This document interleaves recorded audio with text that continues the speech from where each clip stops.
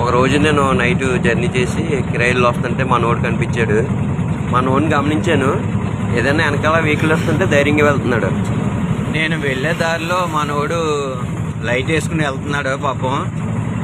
మరి ట్యూషన్కి వెళ్ళి వస్తున్నాడో తెలీదు, కాలేజీకి వెళ్ళి వస్తున్నాడో తెలీదు. నన్ను చూసి చాలా ధైర్యంగా వెళ్తున్నాడు.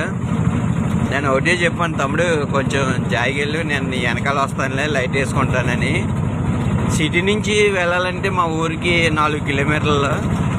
ఆ టైంలో మా డోడు కనిపించాడు. సరే తమ్ముడు, నేను నీ కూడా వస్తాను, నువ్వు ధైర్యంగా వెళ్ళని నేను చెప్పాను. నేను ఏమో వెనకాల వస్తున్నాను, మనోడేమో ఎదురు వెళ్తున్నాడు. కానీ ఇలాంటి వాళ్ళు మనకి కనిపిస్తూ ఉంటారు.